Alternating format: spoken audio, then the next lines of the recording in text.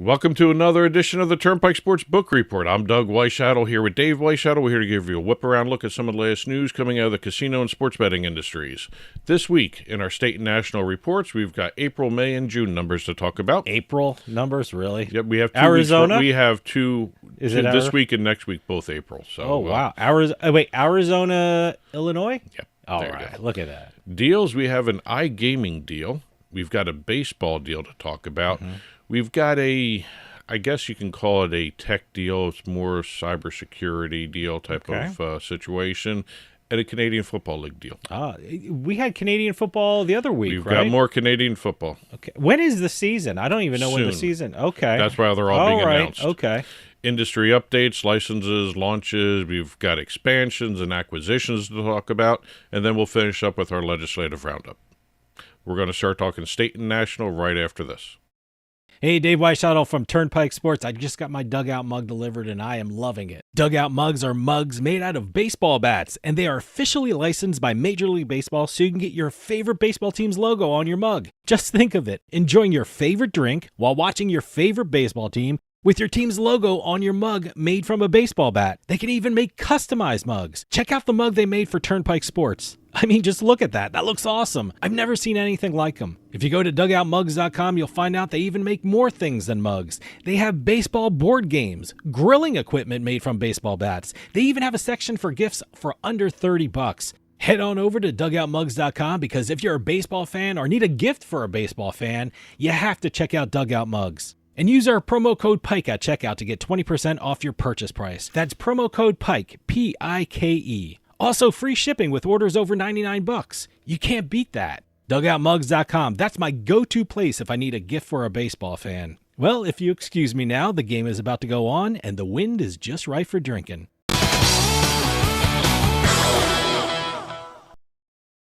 Welcome back to the Turnpike Sports Book Report. Doug Weishattle here with Dave Weishattle. We're going to be starting off our state and national reports, heading into the Wayback Machine. Here we are at the end of July, talking April. Oh, okay. We have our friends at the state of Arizona reporting their April numbers.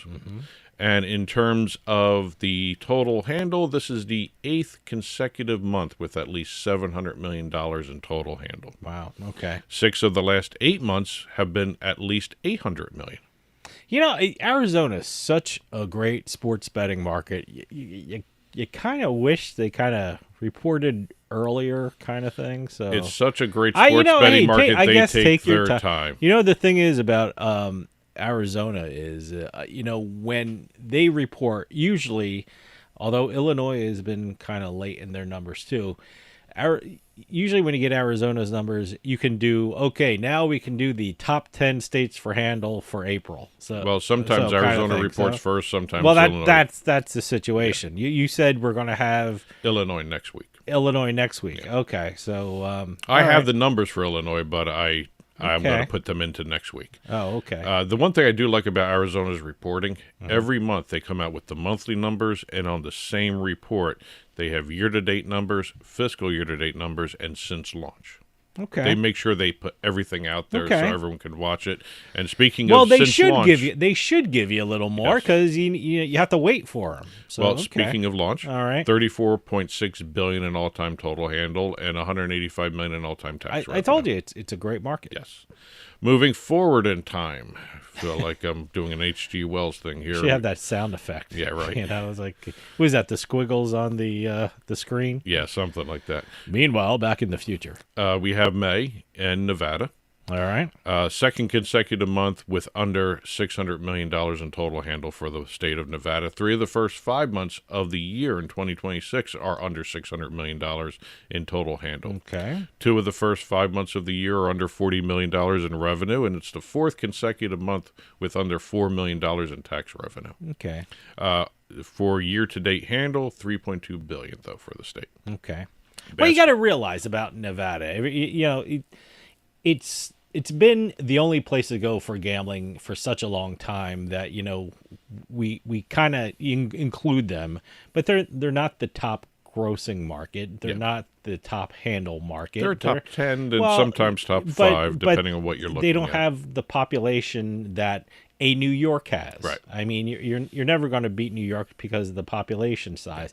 Nevada is still very important. A lot of people go there. A lot of sports betting numbers come out of there, but not the numbers that we see in comparison to other states. It's just the population's not there, and it's a vacation spot too. And basketball was the most bet on individual category, $13 million in revenue. Now we're going to get email from people from Nevada being all pissed off at us. So. The other category, tennis, soccer, MMA, boxing, auto racing, golf, generated $13.7 million in revenue. Some of those sports I don't consider other, but I guess, depends on how they label them. Every state looks at them differently.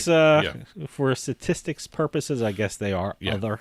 So I don't consider golf other. I mean, I know how sports. How about tennis? There's a lot of people that tennis is. My God, and auto racing. News I'm all sure around NASCAR doesn't like being thrown into the other category. Well, golf, I mean, that is such a big betting sport. I know professional sports bettors that just do golf. So I don't know. Moving over to the East Coast, we have the Commonwealth of Massachusetts reporting their Maine numbers. We've got 4 consecutive months with fourth consecutive month with under $700 million in total handle. This is May, right? This is May. Okay. Second consecutive month with at least $70 million in taxable revenue. Okay. Now, I can understand some of those numbers because the Celtics had got kicked out of the playoffs very quickly. I was trying to think. I mean, the Bruins, kind of fell flat. Yep.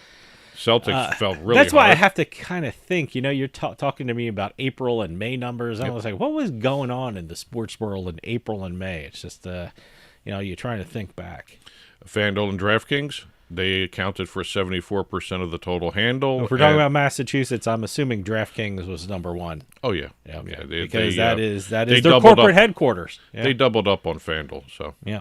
But FanDuel and DraftKings together, 74% of the total handle and 77% of the total revenue. In terms of the individual ones, DraftKings was about 45% of both. Yeah, well, that's corporate headquarters is in Boston. So gaming revenue, total gaming revenue of $105.8 million. Table game brought in $28.4 million. Slots brought in $77.469 million. Total gaming revenue, that includes everything, including fantasy, $176.46 million. Okay. And $44.5 million tax revenue. Okay. Going over to New York, the week ending June 21st. Do not ask me what was going on that week. Well, when you're talking about June, I mean, you're talking about the Knicks, which were the New York sports story. So, week ending. I need a calendar. See, I should have a calendar. Need a sports in front calendar. Of me. So, okay. Second consecutive week with at least $500 million in handle. First week with gross gaming revenue of more than $50 million in 5 weeks. The last time they had over $50 million in gross gaming revenue, May 17th, the week ending. Okay. Now, this was also the, if you want to look at it this way, they had like a $99 million swing in GGR, gross gaming revenue, between the last 2 weeks because they had the minus $48 million a week.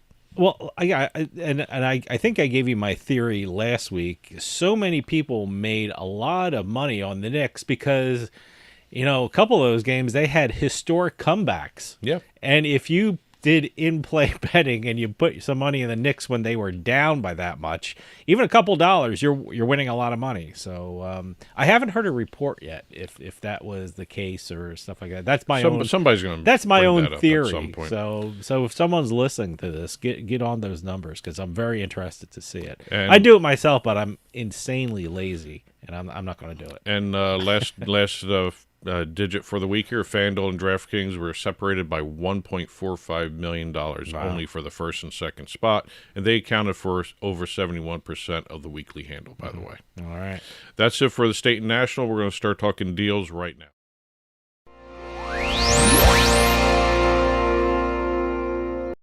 Starting off our deal segment, we're going to be staying on the East Coast and New England in specific here. We have Caesars Entertainment announcing an expansion of its existing partnership with the 3 Wabanaki nations of the state.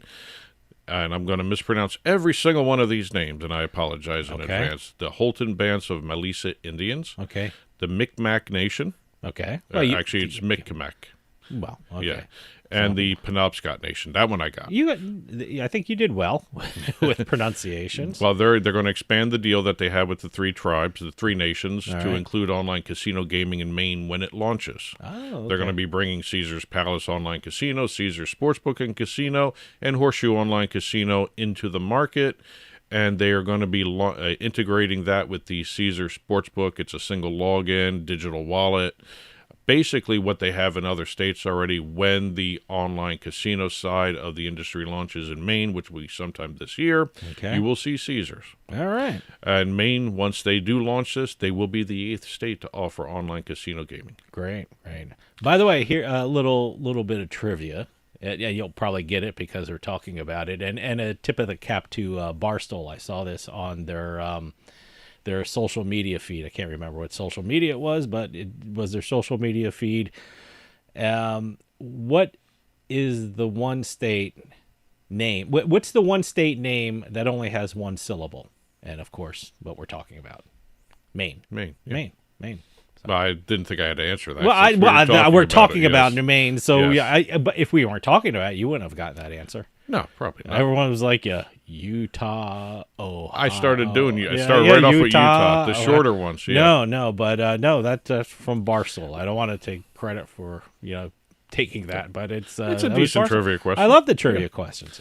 Moving over into the baseball area, we have MGM Resorts announcing the renewal of their partnerships with Major League Baseball, extending the partnership that began in 2018 between the parties. BetMGM had become Major League Baseball's first official gaming and sports betting partner under this deal, and MGM Resorts was the exclusive integrated resort and casino partner. Both of those will continue under the new deal, the new expansion, however you want to phrase it.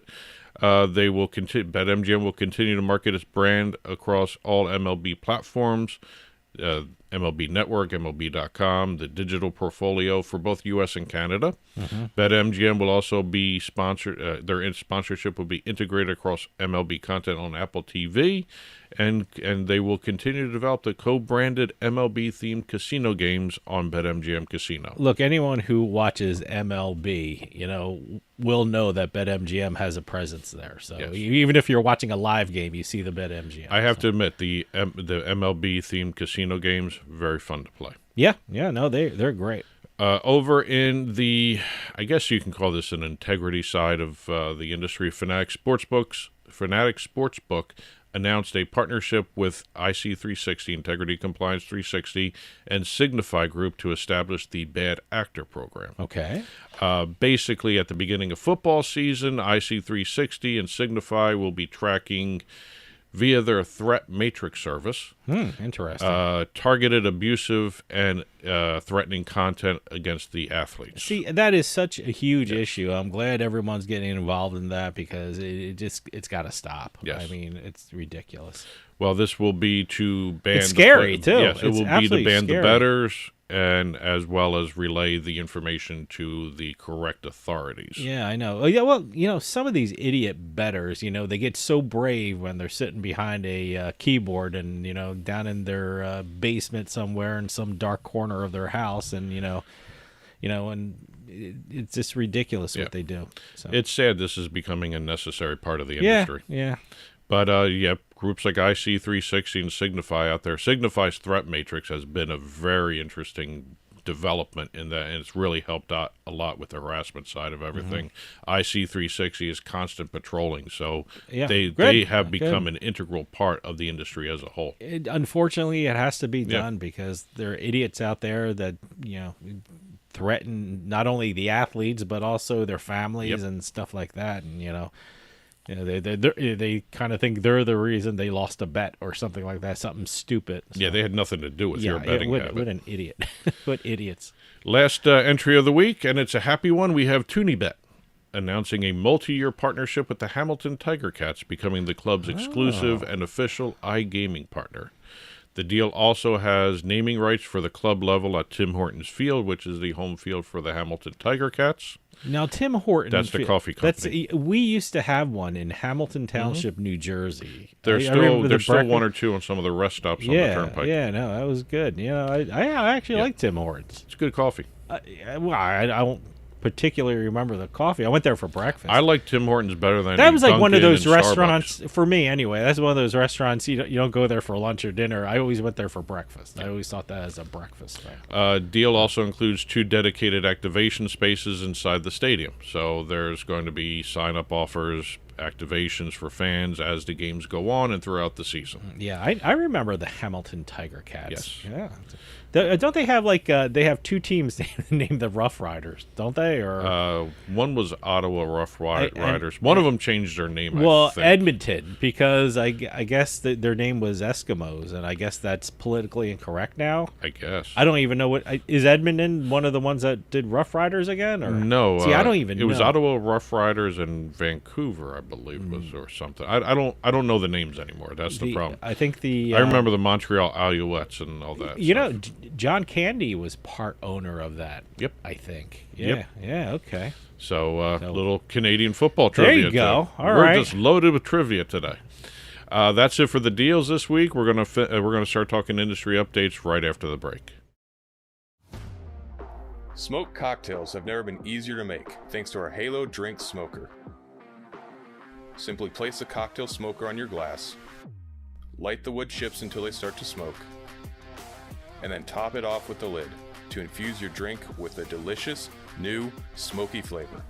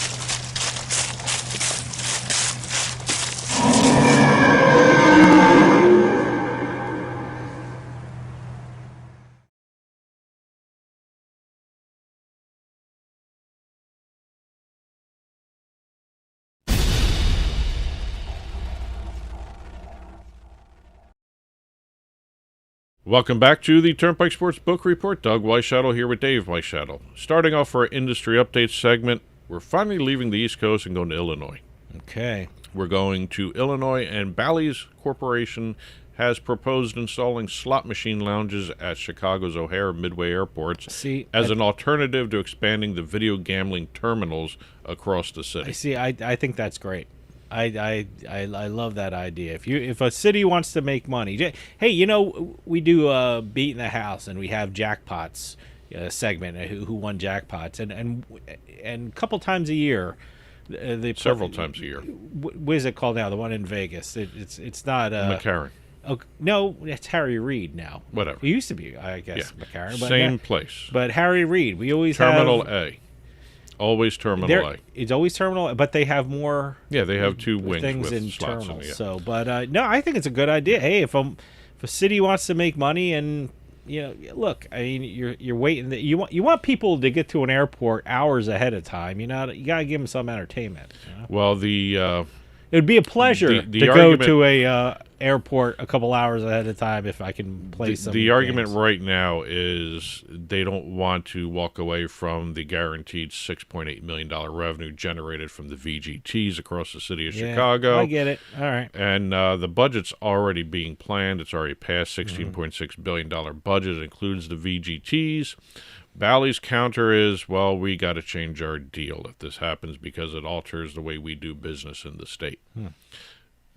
We'll see what happens. Yeah, I look. I mean, fun and games. That is such a busy airport there. Yeah. Well, both of them are Midway and Chicago's O'Hare. Yeah, I mean that O'Hare. But a lot of people don't want the slots at the airports. Don't play them then. Yeah, well, I mean, a lot of people don't like the bars and the lounges. A lot of people don't like VGTs. Yeah, well, there's going to be a lot of people that don't like a lot of things. Well, we'll see about. We'll see what happens. happens. Yeah. Going over to Pennsylvania, the Commonwealth of Pennsylvania, we have Happy Valley Casino news. Now, Happy Valley Casino just finished its kind of grand opening. Yeah. In their first in their first full month of operation, they've generated $3.6 million in gaming revenue. That was during the month of May. They are trailing the Pennsylvania's all other mini casinos, the 4 other mini casinos in the Commonwealth, and they only outperformed Parks Shippensburg in terms of first month operations. So they have not turned out the revenue as quickly as people had hoped.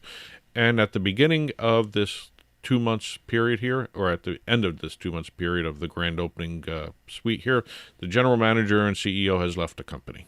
Okay. Well, he was there for 6 years getting this thing up and running. So the Saratoga Casino Holdings, which owns the casino itself, said this was planned. I was going to say it might be part of the plan. You know, you're here, you start it up, get it up and going and stuff like that. But I got to tell you, that's I haven't heard that term in like a year or two now. The mini casinos, that was a big thing a couple years ago. They were called boutique.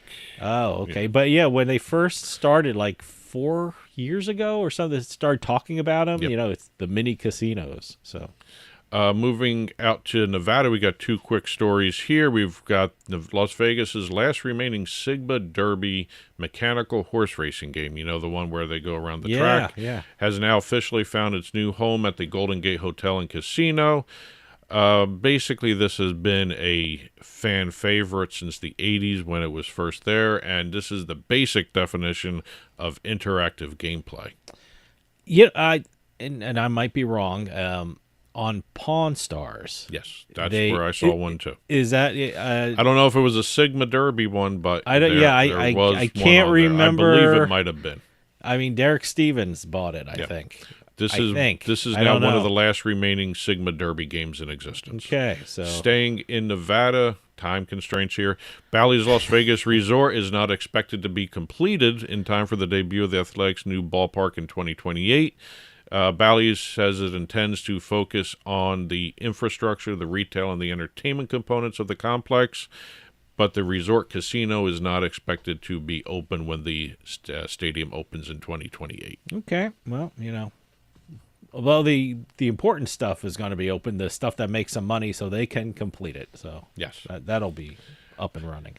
Going over to New Jersey now, the other side of the country, we've got the Ilitch family. Little Caesars. Yes. Little Caesars pizza chain founders, they are expanding their gaming business, creating Ilitch Gaming, which will control all the casinos in its portfolio.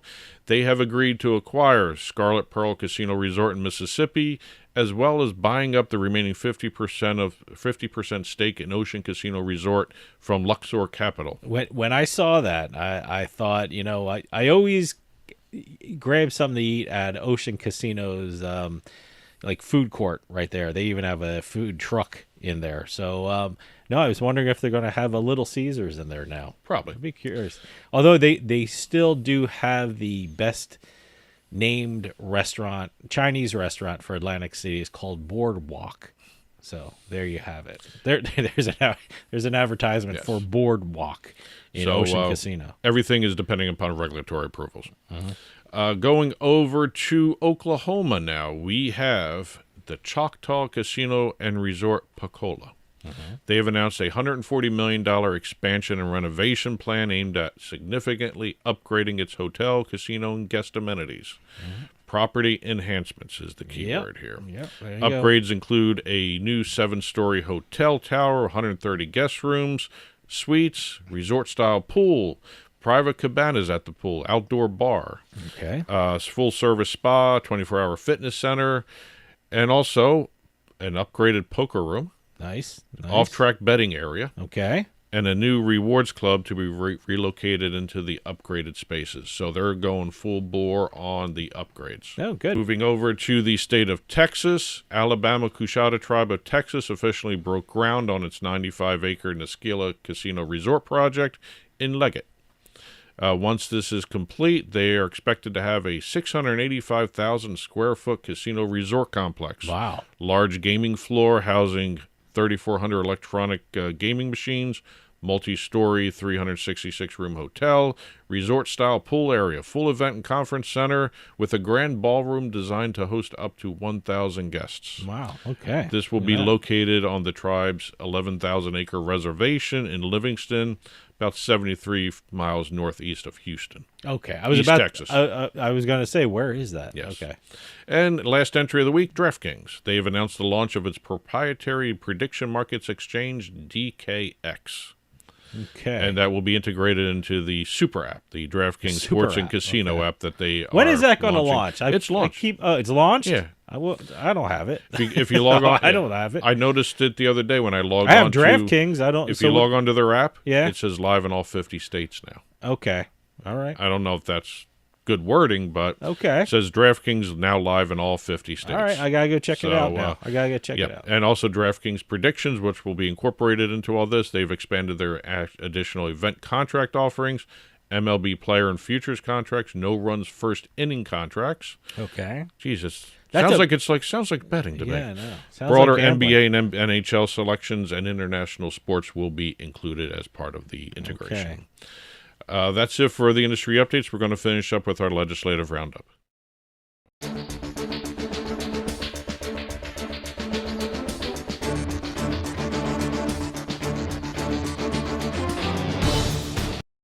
Starting off our legislative roundup here, we're going back to the Commonwealth of Pennsylvania. Two Pennsylvania stories. Okay. We've got HB 2631 introduced, which would require iGaming and online sportsbook operators to block access from within Pennsylvania schools using geolocation technology. Smart idea. Hey, geolocation technology is amazing right now. Yes. It's much better than when I started online gaming in 2013. So they certainly can do it. So the technology's there.